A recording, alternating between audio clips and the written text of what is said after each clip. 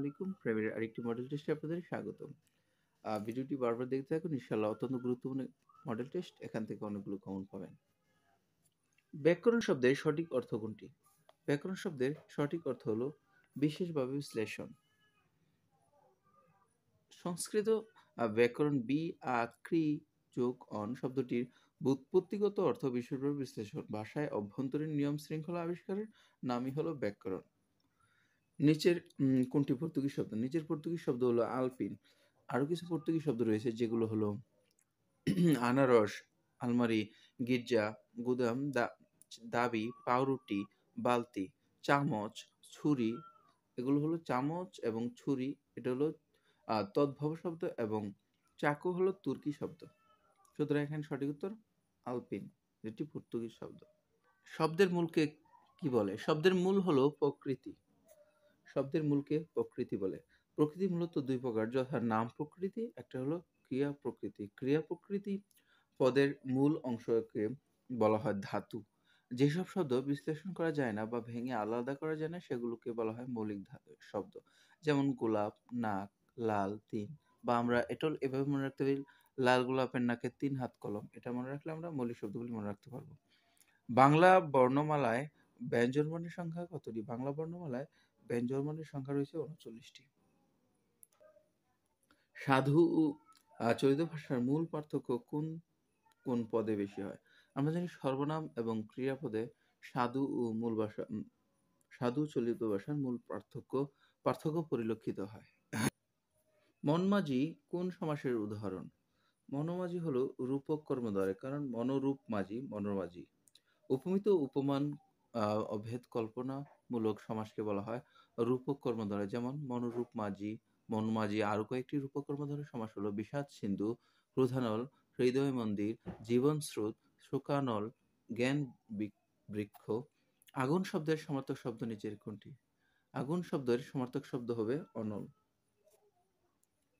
আগুন শব্দের আর কতগুলো সমার্থক শব্দ হলো অনল, বহ্নি, পাবক, হুতাশন, দহন, সর্বভুক, সর্বসূচি। অপরদিকে অংশু শব্দের সমার্থক শব্দ হলো জ্যোতি, আলো, কিরণ, কর, রশ্মি, প্রভা, দীপ্তি, ময়ূক। ভাতি।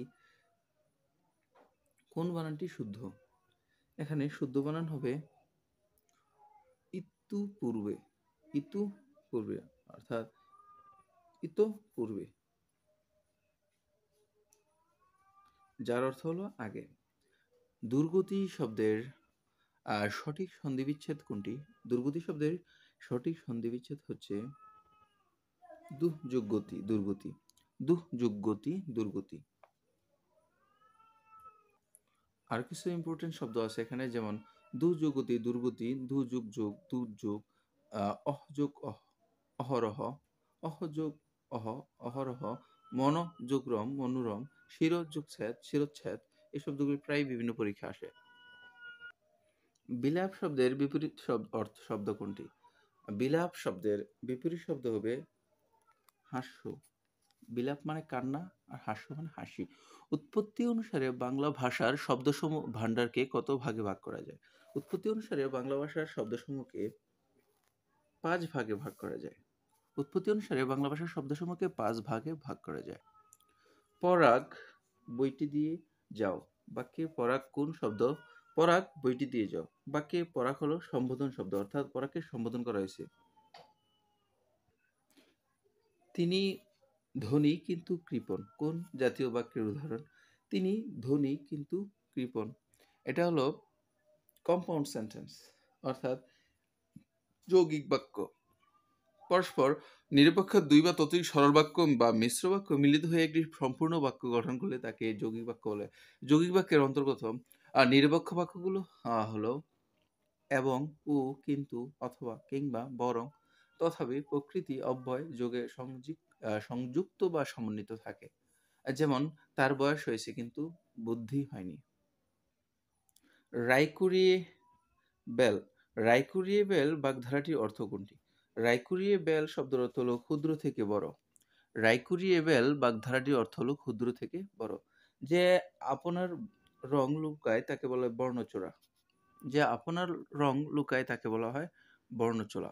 অপরদিকে চোখে দেখা যায় না যা তা হলো অদৃশ্য, যা পূর্বে ছিল এখন নেই, ভূতপূর্ব। ফুলের শব্দের ফুলেল শব্দের অর্থ পুষ্পময়। ফুলের শব্দের অর্থ পুষ্পময়। বাক্যের পরিসমাপ্তি বোঝাতে কোন চিহ্ন বসে? বাক্যের পরিসমাপ্তি বোঝাতে দাড়ি বসে। বাক্যের পরিসমাপ্তি বোঝাতে দাড়ি বসে। বাংলা ভাষায় জ্যোতি চিহ্নের প্রচলন করেন ঈশ্বরচন্দ্র বিদ্যাসাগর। বাংলা ভাষায় জ্যোতি চিহ্নের প্রচলন করেন ঈশ্বরচন্দ্র বিদ্যাসাগর। অর্থবাচকতা নেই, কিন্তু অর্থদ্যোতকতা আছে কার? সেটা হলো উপসর্গের। উপসর্গের নিজস্ব কোনো অর্থ নেই, কিন্তু এটি অন্য শব্দের পূর্বে বসে অর্থের পরিবর্তন করতে পারে। দোল যোগ অনা, যেটা হবে দোলনা। দোল যোগ অনা, সঠিক শব্দ হবে দোলনা। অনা প্রত্যয় যোগে গঠিত দোলনা শব্দটি সঠিক প্রকৃতিপত্র হলো দোল যোগ অনা, যেখানে সঠিক উত্তর নেই। সঠিকটা হবে দোল যোগ অনা, দোলনা। কারক কয় প্রকার? কারক কত প্রকার? কারক হলো 6 প্রকার। অর্থাৎ কারকগুলো হলো কর্তৃকারক, কর্মকারক, করণকারক, সম্প্রদানকারক, অপাদানকারক, অধিকরণকারক। বাংলা ভাষা ও সাহিত্যের প্রাচীন নিদর্শন হলো চর্যাপদ। বাংলা ভাষা ও সাহিত্যের প্রাচীন নিদর্শন চর্যাপদ, যেটি হরপ্রসাদ শাস্ত্রী নেপালের রাজদরবার থেকে 1960 সালে আবিষ্কার করেন। চর্যাপদের পুঁথিগুলি 1916 সালে বঙ্গীয় সাহিত্য পরিষদ থেকে বই আকারে প্রকাশিত হয়। চর্যাপদের প্রথম পদটির রচয়িতা লুইপা এবং সবচেয়ে বেশি পদ 13টি পদ রচনা করেন কান্নপা। এর মধ্যে ভুসুকুপা নিজেকে বাঙালি কবি বলে দাবি করেছেন। বাংলা সাহিত্যের যোগ সন্ধিগণের কবি হলেন ঈশ্বরচন্দ্র গুপ্ত। অপরদিকে বিহারীলাল চক্রবর্তীকে বলা হয় ভোরের পাখি। কামিনী রায়ের ছদ্মনাম হলো জৈনক মহিলা, বঙ্গমহিলা। মধ্যযুগের প্রথম কাব্য শ্রীকৃষ্ণ কীর্তনের রচয়িতা বরুচণ্ডী দাস। বাংলা সাহিত্যের অমিত্রাক্ষর ছন্দের প্রবর্তক হলেন মাইকেল মধুসূদন দত্ত। বাংলা সাহিত্যের অমিত্রাক্ষর ছন্দ ও সনেটের প্রবর্তক মাইকেল মধুসূদন দত্ত 1843 সালে খ্রিস্ট ধর্মে অর্থাৎ ধর্মান্তরিত হওয়া তার নাম হয় মাইকেল। পদ্মাবতী নাটকে প্রথম অমিত্রাক্ষর ছন্দের প্রয়োগ ঘটান। তবে অমিত্রাক্ষর ছন্দের সফল প্রয়োগ ঘটান তিলোত্তমা সম্ভব কাব্যে। বনফুল কোন লেখকের ছদ্মনাম? আমরা জানি বনফুল হলো বলাইচাঁদ মুখোপাধ্যায়ের ছদ্মনাম বনফুল। অপরদিকে পেরিচাঁদ মিত্রের ছদ্মনাম হলো টেকচাঁদ মিত্র। রাজশেখর বসুর ছদ্মনাম হলো পরশুরাম। প্রমোদ চৌধুরীর ছদ্মনাম হলো বীরবল। গৌড়ীয় ব্যাকরণ কার রচনা? গৌড়ী ব্যাকরণ রচনা করেন রাজা রামমোহন রায়। রাজা রামমোহন রায় রচিত বাংলা ভাষার প্রথম ব্যাকরণ হলো গৌড়ীয় ব্যাকরণ। ডক্টর সুনীতি কুমার চট্টোপাধ্যায়ের ব্যাকরণ গ্রন্থ বাংলা ভাষা প্রকাশ বাংলা ব্যাকরণ। ঈশ্বরচন্দ্র বিদ্যাসাগর রচিত ব্যাকরণ গ্রন্থ ব্যাকরণ কৌমুদী এবং বৈয়াকরণিক পাণিনি রচিত গ্রন্থ হলো অষ্টাধ্যায়ী। পাখি সব করে রব রাতি পোহাইল পঙ্ক্তিটির রচয়িতা মদনমোহন তর্কালঙ্কার। রবীন্দ্রনাথ কোন কাব্যগ্রন্থের জন্য নোবেল পুরস্কার পান? রবীন্দ্রনাথ তার গীতাঞ্জলি কাব্যগ্রন্থের জন্য নোবেল পুরস্কার পান। কোন সালে কাজী নজরুল ইসলাম বেদিতে আক্রান্ত হয়ে বাকশক্তি রহিত হন?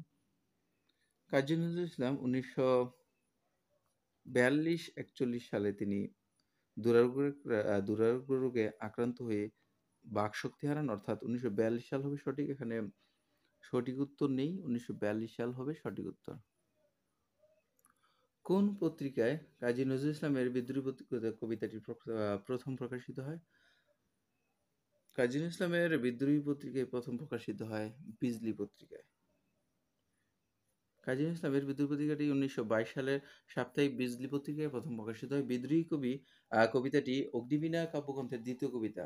এটি 1922 সালে প্রকাশিত হয়েছিল। কাদো নদী কাদো উপন্যাসটি রচয়িতা সৈয়দ ওয়ালিউল্লাহ।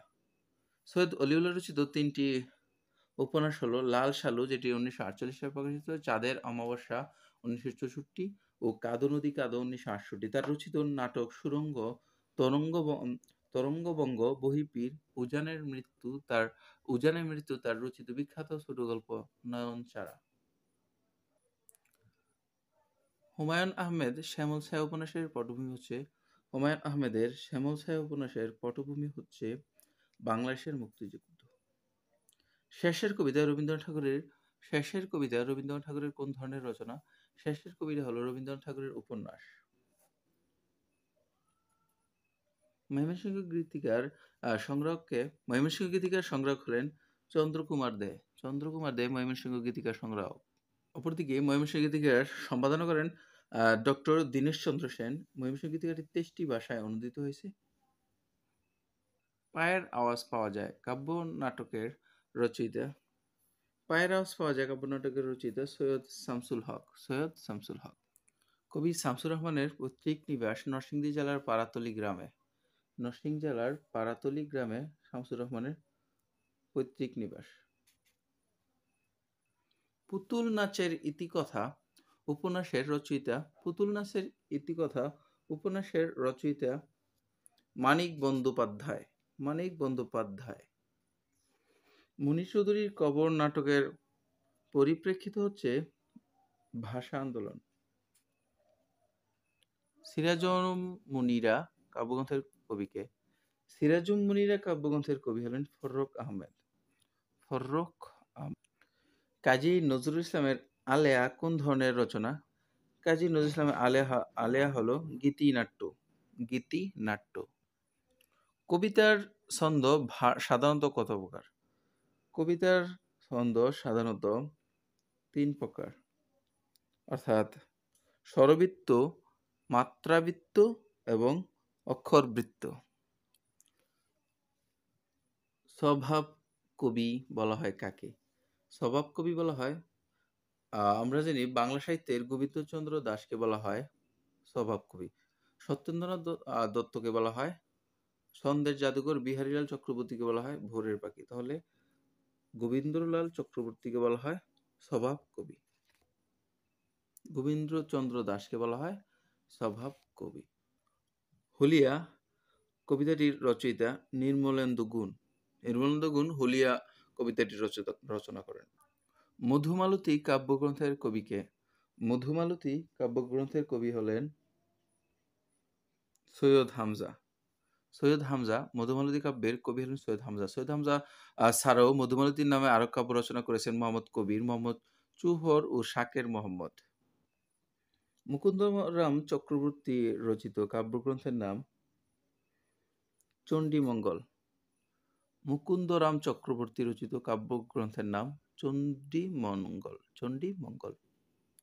নিচের কোনটি জীবনানন্দ দাশের রচনা? জীবনানন্দ দাশের রচনা হলো ঝরা পালক। বিসর্জন রবীন্দ্রনাথ ঠাকুরের রচিত কাব্যনাট্য। নদী ও নারী উপন্যাসের রচয়িতা কে? নদী ও নারী উপন্যাসটির রচয়িতা হুমায়ুন কবির। মধ্যযুগের বাংলা ভাষা ও সাহিত্যে প্রথম নিদর্শন কোনটি? মধ্যযুগে বাংলা ভাষা ও সাহিত্যের প্রথম নিদর্শন হলো শ্রীকৃষ্ণ কীর্তন। বসন্ত কুমারী নাটকের নাট্যকার হলেন মীর মশাররফ হোসেন। বাংলা সাহিত্যের প্রথম নাটক বসন্ত কুমারী, যেটি লিখেছেন মুসলিম নাট্যকার মীর মশাররফ হোসেন। তার রচিত আরো কয়েকটি রচনা হলো জমিদার দর্পণ, বেহুলা, গীতাভিনয়, টালা অভিনয়। সতী ময়না ও লোরচন্দ্রাণী একখানের রচয়িতাকে? সতীর ময়না ও লোরচন্দ্রাণী একখানের রচয়িতা দৌলত কাজী। কোন word parent means? The word parent শব্দের অর্থ পিতা অথবা মাতা একজনকে বোঝায়, অর্থাৎ ফাদার অর মাদার, যে কোনো একজনকে প্যারেন্ট বলে। এখানে এস থাকলে হবে প্যারেন্টস, পিতামাতা উভয়কে বুঝাইতো, এখানে শুধু একজনকে বুঝিয়েছে। Fill in the gap. He succeeded by dint of শব্দের অর্থ হলো বলে, by dint of hard work অর্থাৎ সে পরিশ্রমের বলে সফলতা লাভ করিয়াছিল। The teacher is popular with his student, the teacher is popular with his students. Alexander Fleming ছিলেন একজন ডিসকভার, যিনি পেনিসিলিন নামক ওষুধ আবিষ্কার করেছিলেন। আলেকজান্ডার ফ্লেমিং ছিলেন একজন ডিসকভার, যিনি হু ডিসকভার্ড পেনিসিলিন, যিনি পেনিসিলিন আবিষ্কার করেছিলেন। The word lunar is related to, lunar হলো চাঁদের সাথে সম্পর্কিত অর্থাৎ মুন, লুনার শব্দের অর্থ হলো চন্দ্র সম্পর্কিত। Dogs bark, what do horses do? Dogs bark, কুকুর ঘেউ ঘেউ করে, তাহলে ঘোড়া কি করে? আমরা জানি ঘোড়া নেই, নেই শব্দের অর্থ হলো হর্ষাধ্বনি, হর্ষাধ্বনি। Few and far between means, few and far between means rarely, কদাচিৎ। Which one of the following does not mean a road? Which of following does not mean a road? Lagoon, lagoon অপশনগুলোর মধ্যে যেমন road রাস্তা সড়ক নির্দেশন করে না, সেটিও হলো লাগুন অগভীর লবণাক্ত বা উপহ্রদ বোঝায়। এলি শব্দ হলো সরুগলি, এলি হলো সরুগলি। অপরদিকে বাউলিবার্ড, বাউলিবার্ড শব্দ হলো প্রশস্ত প্রধান সড়ক। আর ট্র্যাক অর্থ যানবাহন, মানুষ বা পশুর চলাচলের ফলে সৃষ্ট পদচিহ্ন বা দুর্গম পথ।